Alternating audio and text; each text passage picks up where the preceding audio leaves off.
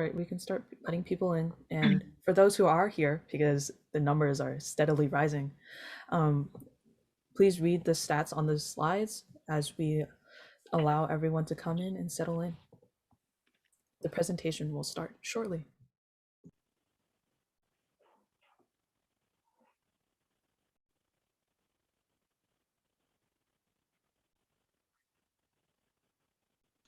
All right, we're ready to get started with our presentation. But before we begin our presentation, Ms. Garrett will give an important announcement. Good morning, beautiful people. I am really happy to see so many of us here today, but sorry that we have to come together to grapple with this week's loss and the larger issue of anti-AAPI racism as a whole. But I'm strengthened and hopeful by this act of coming together, especially knowing the foresight, thoughtfulness, sensitivity, and collaboration involved by the student organizers of this event. I'd like to also thank Mr. Liu and Mr. Chen for your support as well. This week, as you all know, a mass shooter killed 8 innocent people, 6 of whom were Asian women. There should be no debate about what this was. The crime is a reflection of a deadly combination of racism and misogyny that cannot be excused or explained away. I spent some time last night trying to learn more about the victims and their families. It's really essential that we strive to feel a human connection to injustice. I invite you to research the business owner, mothers, handyman, elderly woman. At this time, we know the names of 6 of the 8 victims. I would like to say their names and then hold a moment of silence for them and their families, as well as for all individuals who have died at the hands of hate. And please excuse if I mispronounce any of these names, but I think it's important to say them. Delana Ashley Young, Paul Andre Michels, Shojie Tan, Dao Yu Feng, Julie Park, Kanjong Park. We can take a moment of silence at this time.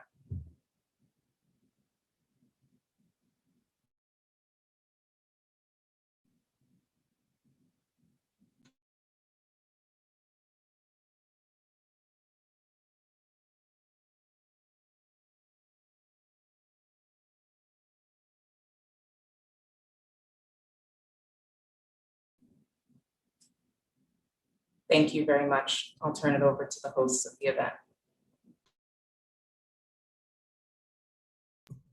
Good morning, everyone. Thank you for taking the time to attend the Hate Crimes Against Asian Americans / Pacific Islanders, or AAPI for short, Reflection and Action Forum today. In light of these recent events, it has become increasingly important that we as a school community have these discussions. We hope to shed light upon the recent hate crimes against AAPI Americans and emphasize the importance of forming solidarity to take action against anti-AAPI racism. Before we start, we would first like to formally acknowledge the land that we are on. Though we are connecting today from different homes and different communities, we are all situated on the traditional territory of Native people who have had meaningful ties with this land for generations before us. We acknowledge that our nation and the benefits that we have are founded on stolen ground and the exploitation of Indigenous peoples, enslaved peoples, people of color, and now undocumented peoples. We also acknowledge that this is nowhere near enough to undo the centuries of harm and trauma that has been wrought against these marginalized people and their land. You can check out what land you're on by visiting native-land.ca. Now, Emily will take us through our community norms. We just want to preface that this conversation will cover sensitive issues. So throughout this event, we really ask that you uphold respect. First, obviously follow the BLS handbook guidelines. It's pretty simple. Second, this is a BIPOC safe space. Anything else is not going to be tolerated. Please also use I statements because we all want to be welcoming and open about our own personal experiences, but not speak on behalf of others. Also, please don't name names and respect confidentiality because this isn't some sort of like call out forum or whatever. Also, try to assume positive intentions and practice empathy. again, zero tolerance for hate speech. And also feel free to engage with us through reactions. We love that. I really like the heart emoji. And if there's anything else we missed, please PM one of our co-hosts. With that being said, Sarah's just gonna bring up a quick helpful resource and then we'll get started with our presentation. So before we begin, we'll throw the Padlet in chat for any questions during or after the presentation. We will try to answer it in breakout rooms or email you back. And also please fill out the attendance form for community service for extra credit. Emily will put it in the chat and it's also on the slide for anyone who's on the YouTube. And now our presentation. Thank you, Sarah, and thank you, Emily. Please make sure you fill out that attendance form if you fill it out in general, but you need to fill it out if you want community service or extra credit. So by now, many of us are familiar with the anti-Asian racism and discrimination that's been surging in light of COVID-19, likely because of its origin in China. In the past year, as you may have seen earlier in the stats slide, over 3,800 incidents have been reported in the United States alone. This doesn't include other countries or unreported incidents. As a point of comparison, the last full year we have data on this is in 2019. The Department of Justice had a total of less than 4,000 reported hate crimes on the basis of race, ethnicity, or ancestry in the United States, and this includes all populations, not just Asian Americans. Many of these incidents we've been seeing recently have been taking form in street harassments and attacks against individuals. As you may have seen earlier, many of them occur at Asian-owned businesses. Older Asian Americans or elders are especially vulnerable given their language and cultural barriers and health concerns.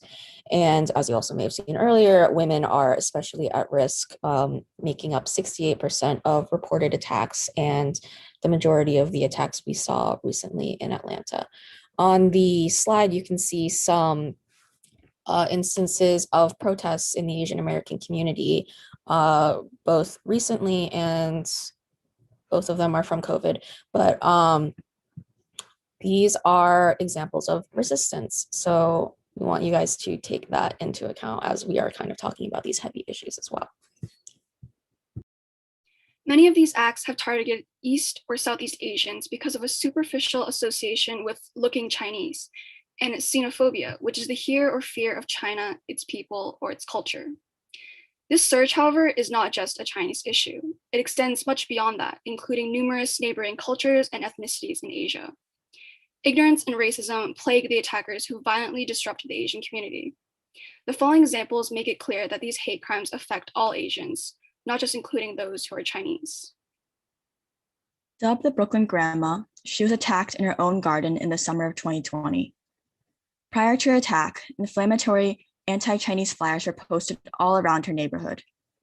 Those words escalated into an act of violence as she was targeted and burned on her back while she was outside in her garden.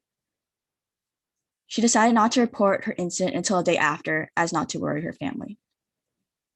This sort of just deal with it mentality is common in Asian culture, and it has caused many to choose not to report harassment and discrimination.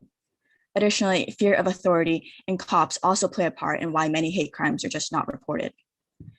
And most of these attacks also seem to target Asian elders, as they are some of the most vulnerable. The murder of Vicha Ratanapakdi is one of the more notable hate crimes from this year. Vicha was a Thai-American man who was well known in his neighborhood for his daily walks. That all stopped on January 28th, when in broad daylight, a stranger deliberately shoved him to the ground, leading to his death. Again, we see Asian elderly being preyed upon because of their vulnerability, and non-Chinese Asians being randomly attacked because of the stereotypical association of looking Chinese.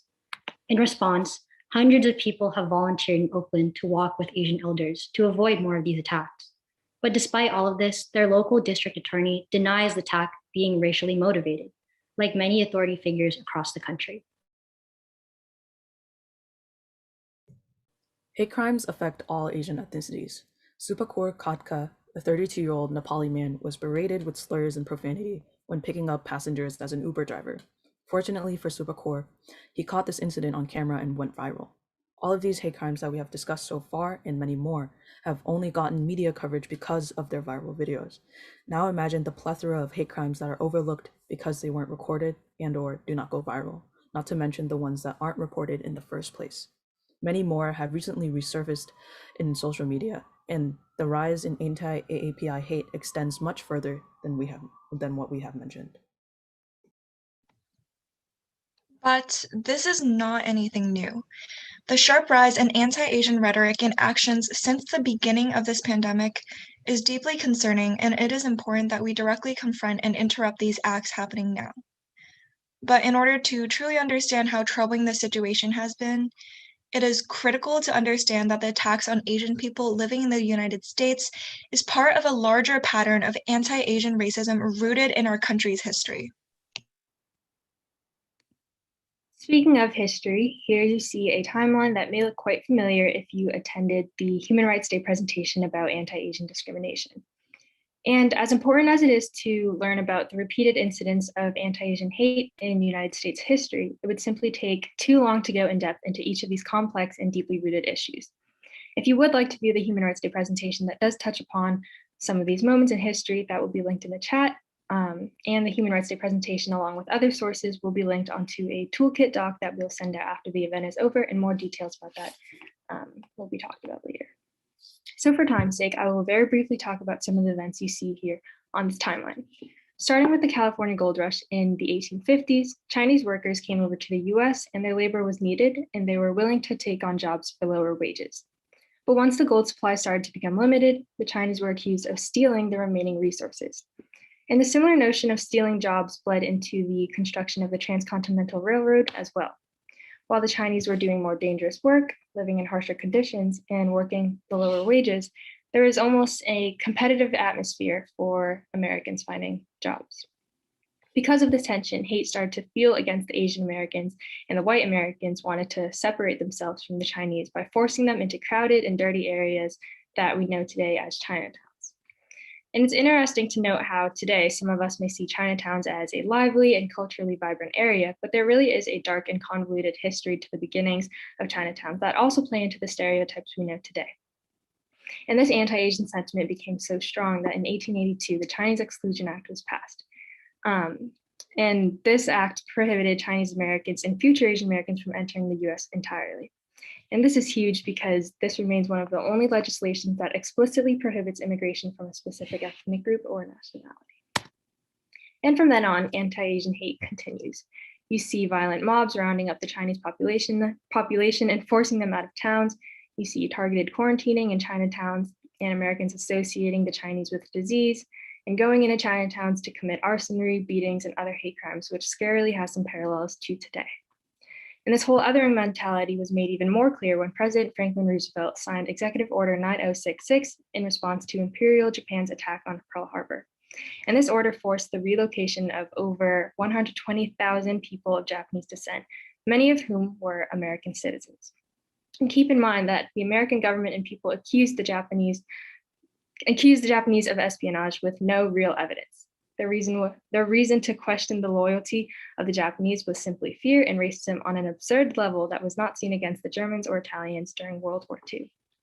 And towards the second half of the 1900s, there was a strange shift in the attitude against Asians. The notion known as the model minority myth emerged, and this myth consisted of seemingly positive attributes associated with the Asian American population.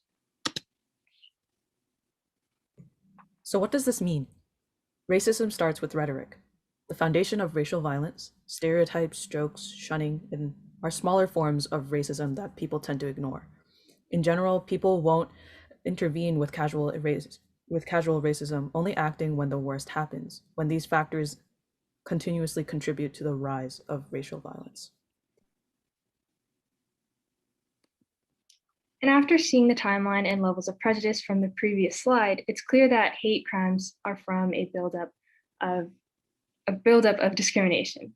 It's not like once COVID started, Asians all of a sudden are being discriminated. For someone to commit an act that horrid and outright wrong to the level of a hate crime against someone solely because of their race, there had to be some preconceived notion that degrades the humanity of the victim or the victim population, in this case, Asian Americans.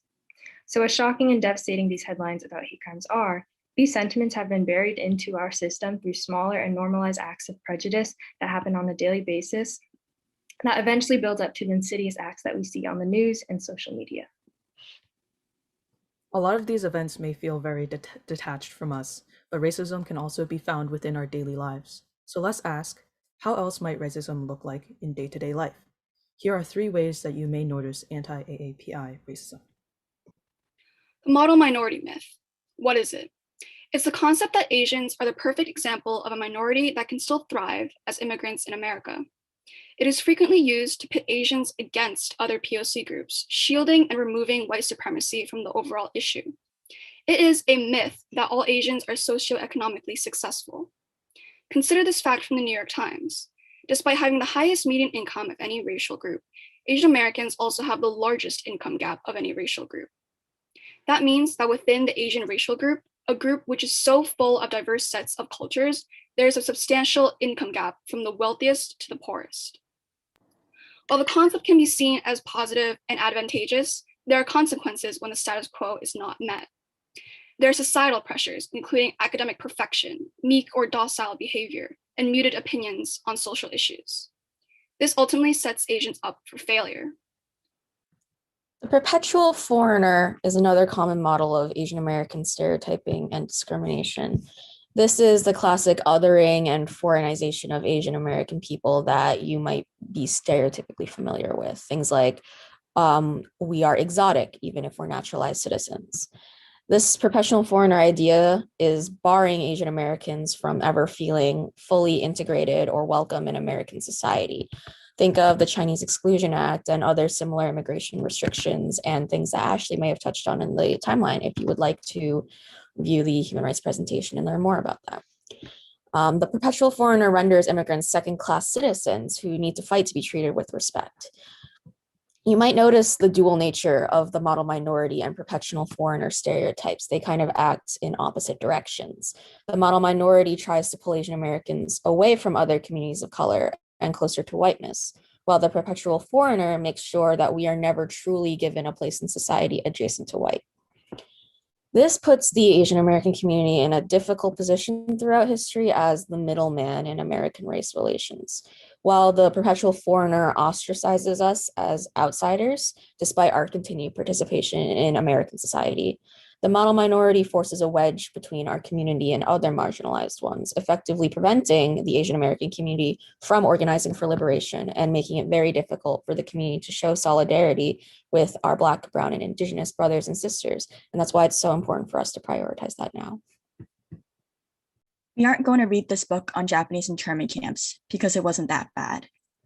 And I'd love to be Asian and be seen as the smartest person in the room. Take a second and reflect. What is wrong with these statements? These statements are microaggressions and stereotypes that invalidate the experiences of Asian Americans, as their struggles are downplayed and often forgotten and ignored. And when we invalidate their experiences, Asians themselves will also begin to invalidate themselves and internalize their own racism. We need to break this cycle. Of course, we know that these issues aren't completely specific to the Asian American community, and we also recognize that they might not be relatable to everyone here.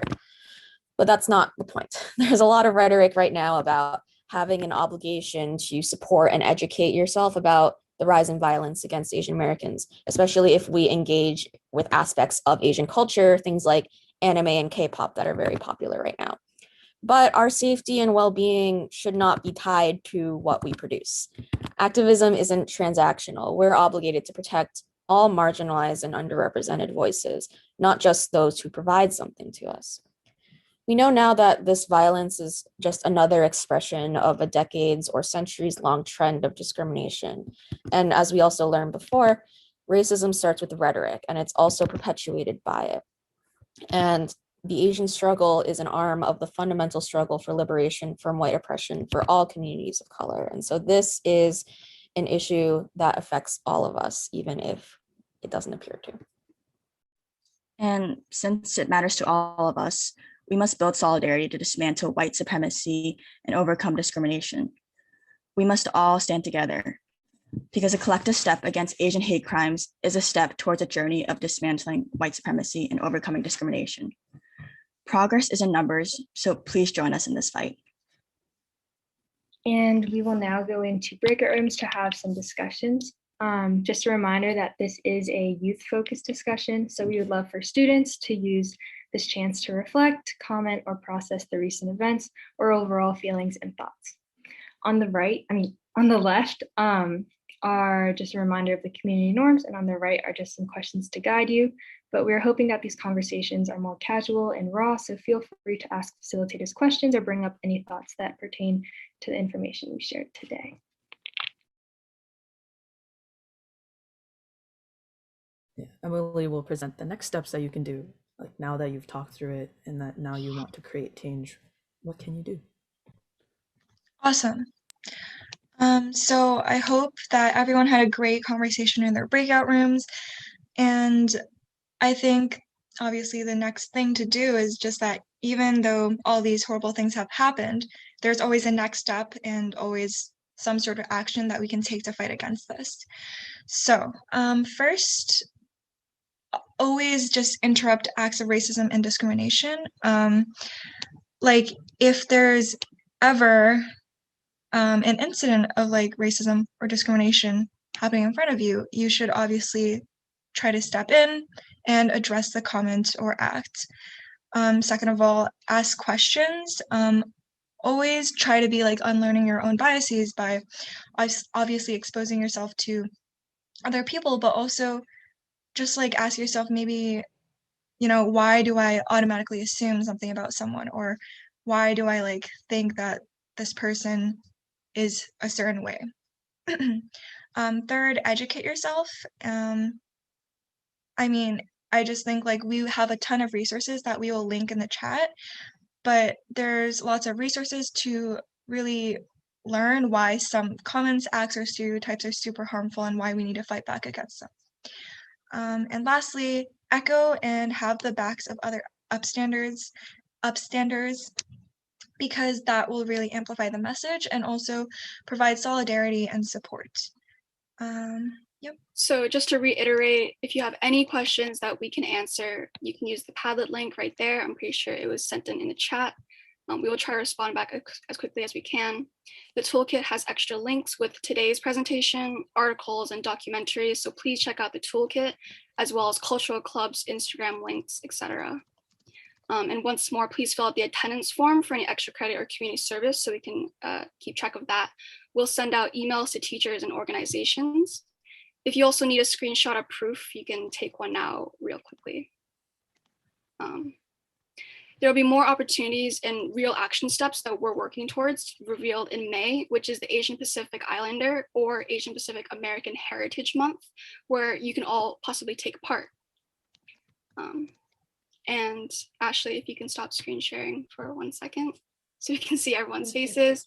So thank you so much. This was all made possible thanks to Mr. Liu, Mr. Chen, Ms. Scarrett, Ms. George, support from all faculty around us, and passionate student leaders, volunteers, presenters, and facilitators. So thank you so much, everyone. Yes, thank you, everyone. So much for Cap. Thank you so much for coming. Bye, everyone. Thank you. Please check out all of the links if you can. Guys. Thank you. Thank you, everyone. Bye. Thank you.